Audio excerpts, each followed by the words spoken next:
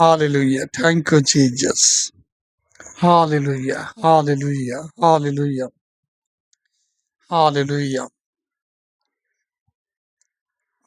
तो वचन में जाने से पहले हम एक प्रार्थना करेंगे। मेरे सर्वशक्तिमान स्वर्गीय पिता, अनुग्रहकारी जीवन के ज्योति पिता, हम सारी आदर महिमा जलाल पिता आपको देते हैं। आपकी हुजूरी विच रहे मेरे पिता परमेश्वर। सारी वचन स्तुति गान दिन रात पिता, हफ्ते महीने दिन मेरे पिता आपने संभाल के रखा है और आगे भी रखेंगे मेरे पिता। हम आपके वचन पे चलते रहे मेरे पिता परमेश्वर, आपके वचन में बढ़ते रहे स्वर्गीय पिता। ऐसा अनुग्रह दीजिए, ऐसी बुद्धि दीजिए पिता परमेश्वर जी, आपको वचन को पढ़ने में, समझने में और उसको औरों तक पहुंचाने में बिल्कुल हिम्मत से और ताकत से, आपकी सामर्थ्य से पिता बलवंत हो पिता। हम सारी आदर महिमा जलाल पिता आपको देते हैं। सारी दुआ प्रार्थना विनती पिता आपको जुरी बीच रखते हैं प्रभु यीशु के नाम में। हमने पिछली वीडियो में देखा, वचन में देखा था कि कैसे स्वर्गदूतों ने नीचे आया पृथ्वी पर और जिनको पृथ्वी पे काम करने के लिए, सुरक्षा करने के लिए, देखभाल के लिए पृथ्वी पर आया करते थे, जैसे अपने आप पद को त्याग दिया और मनुष्य को जैसे कि शादी विवाह किया और स्वर्गदूतों ने, और उनके द्वारा क्या हुआ, दानव उत्पन्न हुआ। और फिर देख वचन बताता है कि पछताते हैं अपने किए हुए पे, आओ हनोक से बोलते हैं कि हमारी याचिका क्या है, स्वर्ग तक ले जाओ। तो अध्याय 15 से पढ़ो। मैंने तुम्हारी याचिका लिखी और मेरे 14, दर्शन हाँ अध्याय 14, हाँ ठीक। मैंने तुम्हारी याचिका लिखी और मेरे दर्शन में ऐसा प्रकट हुआ कि तुम्हारी याचिका अनंत काल तक पूरी होगी। हाँ, इन्होंने पछताया और क्या किया, हनोक से कहा कि मेरी क्या है, याचिका जो है ना, स्वर्ग तक, परमेश्वर तक पहुंचा दो, क्योंकि ये स्वर्गदूत थे। अब इनको परमेश्वर तक पास जाने में इनको अब क्या है, ये अपनी जो अधिकार थे ना, इन्होंने खो दिया था। तो किस मुंह से जाते स्वर्ग में और परमेश्वर से क्या होते, माफी मांगते हैं। तो याचिका पहुंचाने के लिए विश्वान हनोक था, हनोक से इन लोग याचिका लगवाए, ठीक है। और हनोक तब परमेश्वर के पास जाता है। अध्याय 15 पढ़ो। और उसने उत्तर दिया और मुझसे कहा, मैंने उसकी वाणी सुनी है। हनोक हनोक, हे धर्मी पुरुष और धर्म के लेखक, डरो मत, इधर इधर आओ और मेरी वाणी सुनो। और जाकर स्वर्ग के पहरेदारों से कहो, जाकर जिन्होंने स्वर्ग से पहरेदारों से कहो, जिन्होंने क्या किया था, आगे पढ़ो। जिन्होंने तुझे उनके लिए विनती करने भेजा है। जिन्होंने क्या किया है, विनती करने के लिए भेजा है, याचिका भेजा है। हाँ आगे पढ़ो।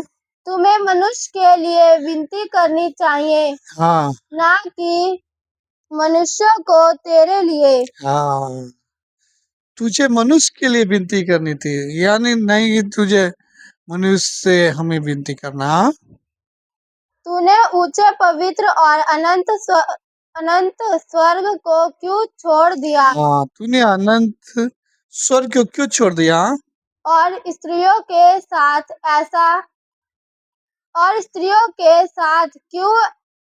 क्यों सोए?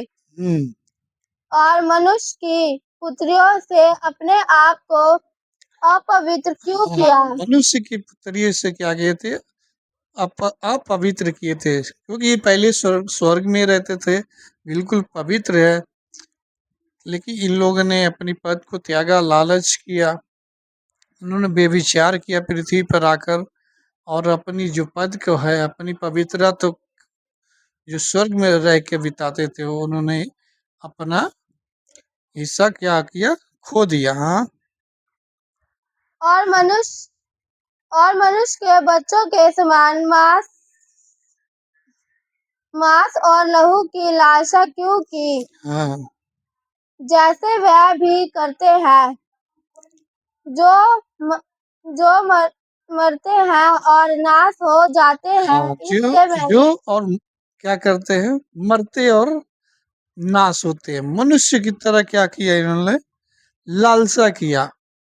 मनुष्य क्या होता है, जन्म लेता है, फिर एक दिन मर जाता है।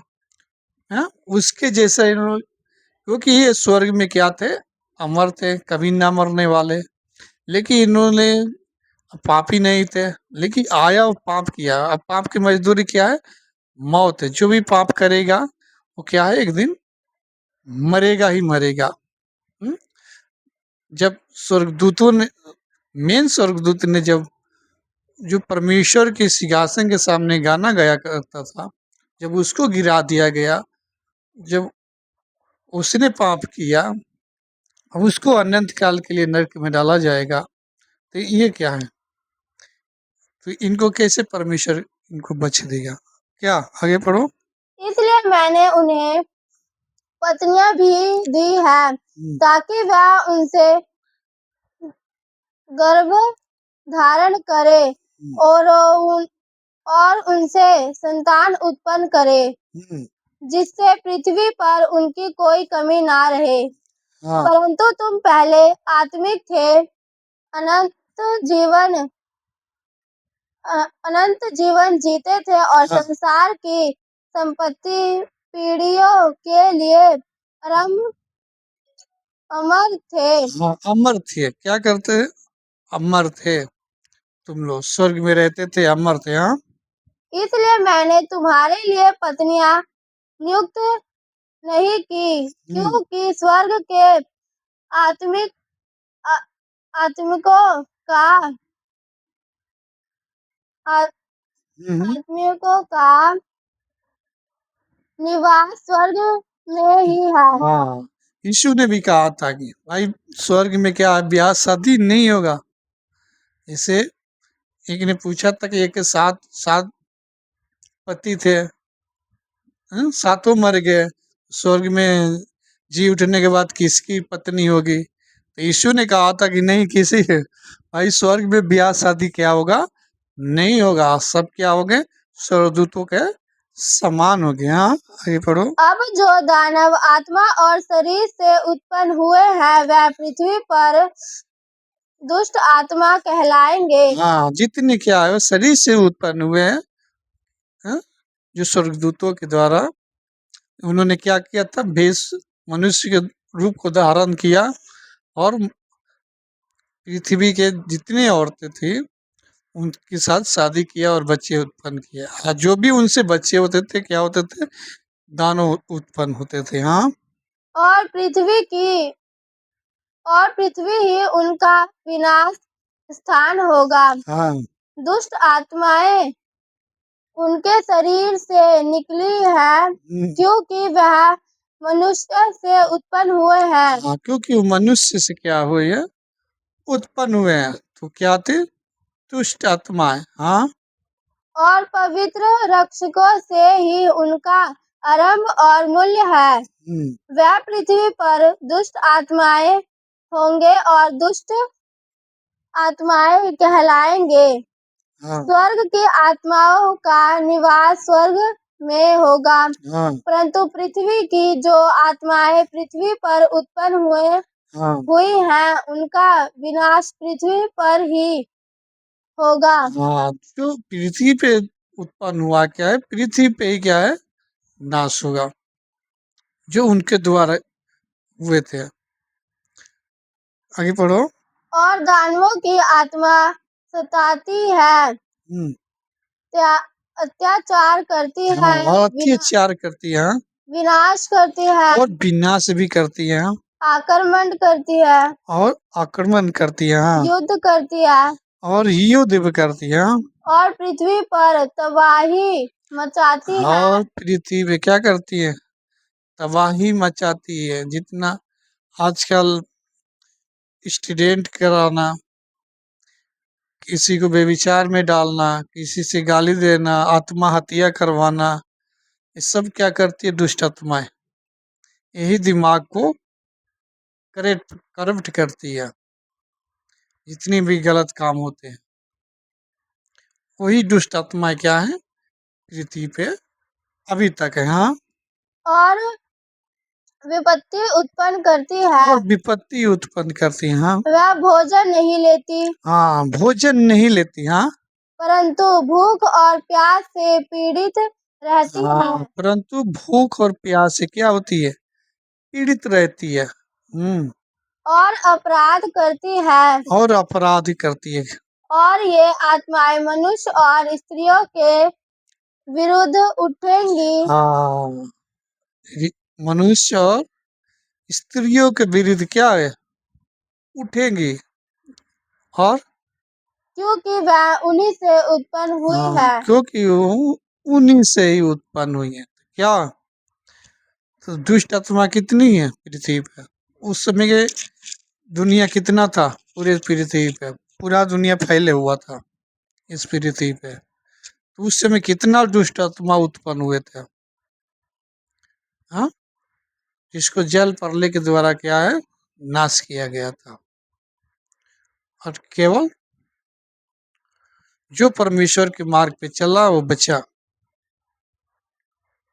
ठीक है ना? तो क्या करना है? वचन को जानना और क्या करना है? समझना है कि आजकल क्या है? दुष्ट आत्माएं जितना पृथ्वी पे इंसान है उससे कई गुना क्या है? दुष्ट आत्मा पृथ्वी पे है। और वही सबको क्या करती है? पाप में फंसाती है, भरमाती है। हम्म? गलत काम में लोग फंसाती है। वो आत्महत्या भी करवाती है। झगड़ा, लड़ाई, ईर्षा, क्रोध, बैर, सारी क्या है? एक पृथ्वी पे सारी लालसाओं को पूरा करवाती है। जैसे कि स्वर्गदूत गया यीशु को लेकर, कहता है कि मेरे को झुक के प्रणाम करे तो ये सारे कुछ दे दूंगा। ठीक है? तो क्या करती है दुष्ट आत्मा? जो उसके सामने झुकता है उसको स्वर्गदूत, जो दुष्ट आत्माएं हैं, देती है। ठीक है ना? तो दुष्ट आत्मा पृथ्वी पे है। अभी एंटी क्राइस्ट नहीं है, लेकिन दुष्ट आत्माएं काम कर रही हैं इस पृथ्वी पे। वही लोगों को फंसाती है। ठीक है? आज के लिए इतना ही। जय मसीह की। God bless you. परमेश्वर आप सबको आशीष करे और यीशु के नाम में आमीन।